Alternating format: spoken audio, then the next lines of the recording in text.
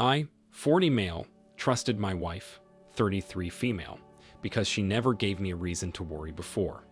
We were successful, in love, and had a great sex life.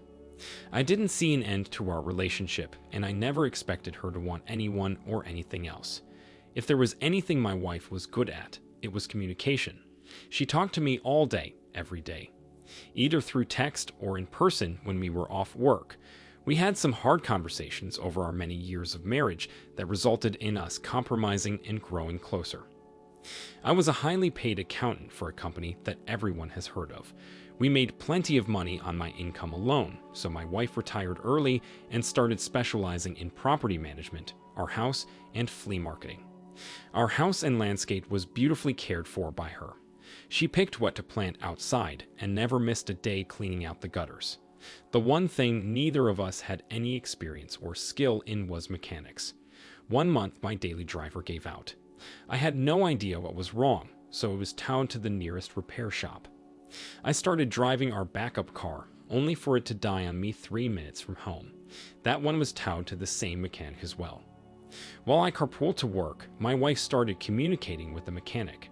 She said it would be pretty expensive, but worth it to keep the cars instead of buying new ones.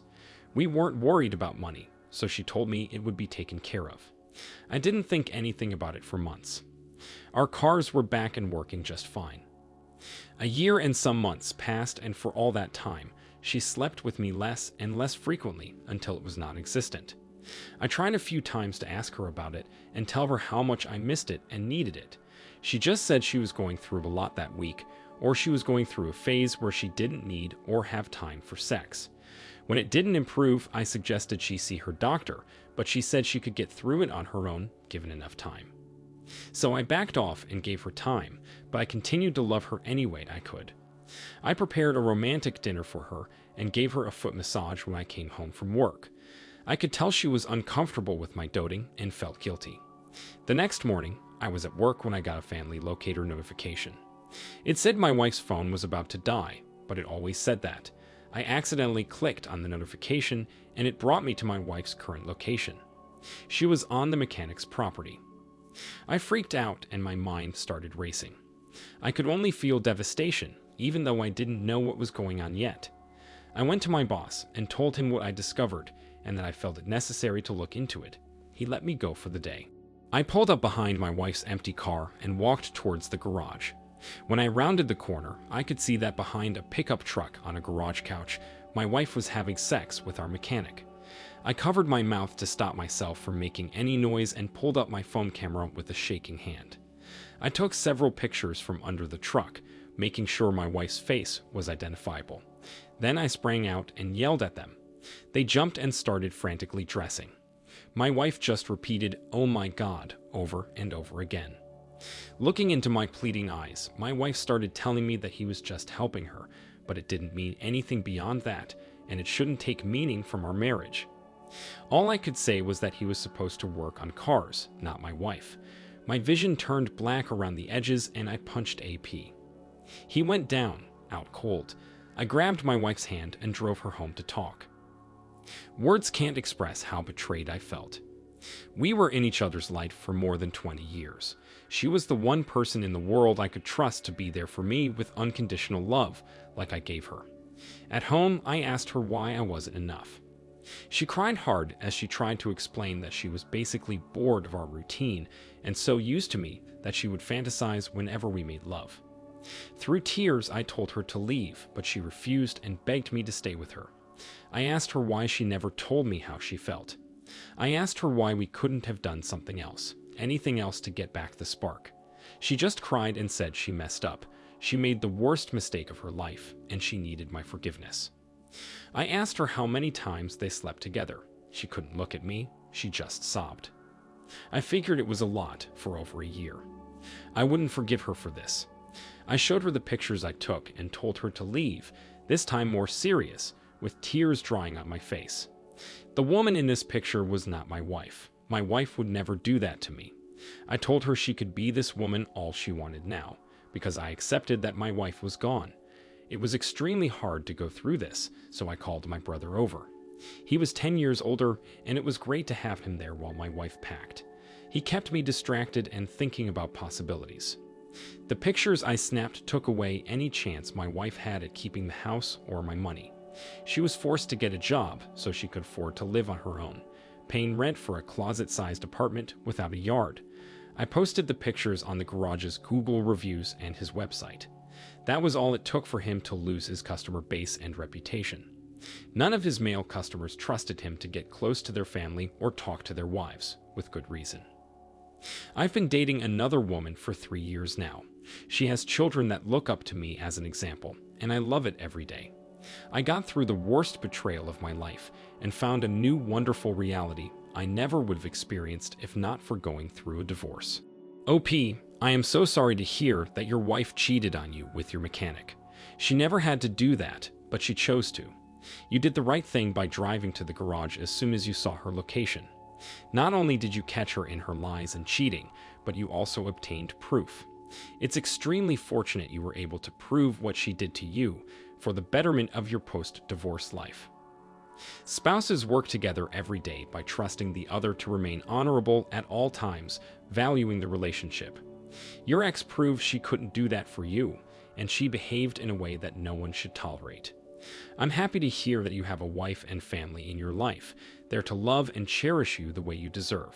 Chances are, going through life, you're bound to meet people that will hurt you, but there's also plenty of people that won't. Thank you for sharing with us. Let's now get into our second story for today. I was 23 when I let my wife, 22 female, move in with me. We were only dating for 6 months when she told me she was pregnant, so I immediately started preparing to become a family. I let her move in and convinced myself to be ready, because this was a consequence of my actions. Well, it turned out she wasn't pregnant, but she was already added to my lease. I thought about how silly it would be for me to ask her to move back out, just because it was too early in the relationship to live together.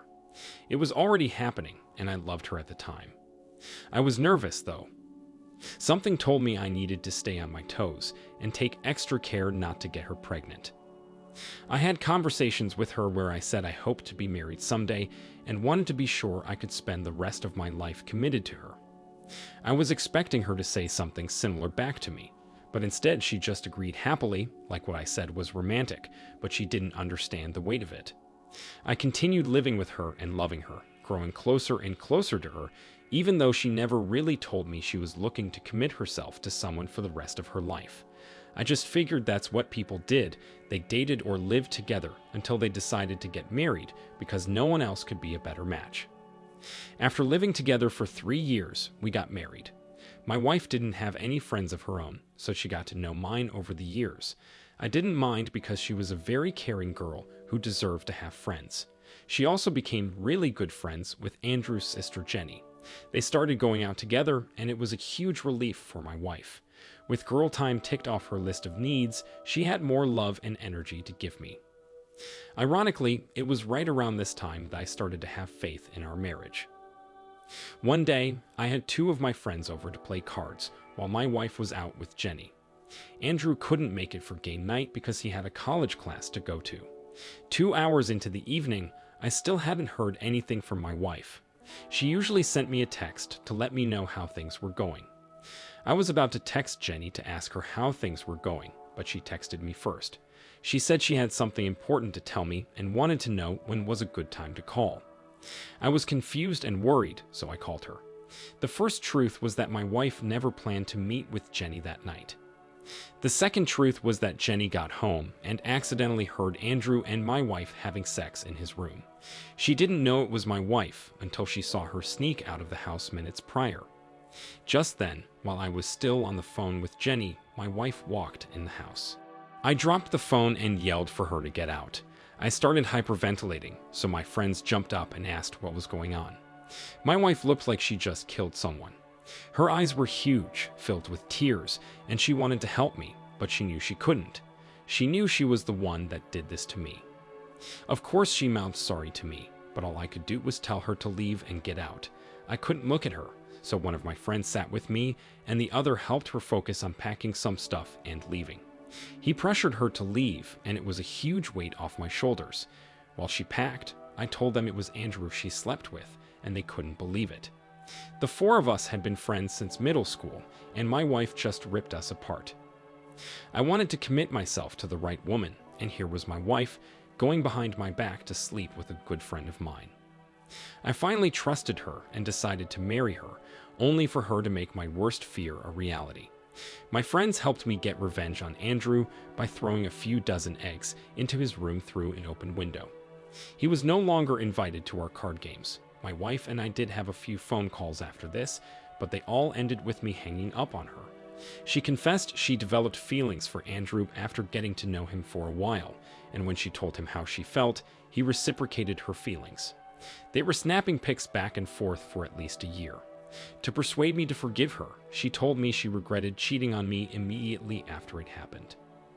My thought process is that my wife could have stopped talking to Andrew at any time. As soon as she realized she was developing feelings for him, or even before that, she should have put a stop to it. There was a woman that tried to befriend me over Facebook for months while I was married.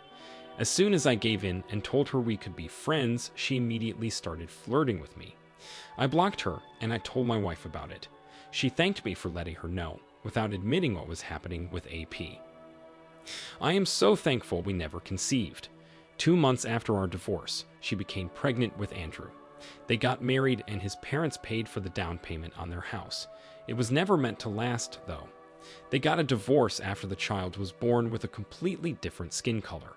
She tried to get child support from AP, but he had run off. OP, only an extremely careless and immature woman, lies and sleeps with her husband's friend behind his back.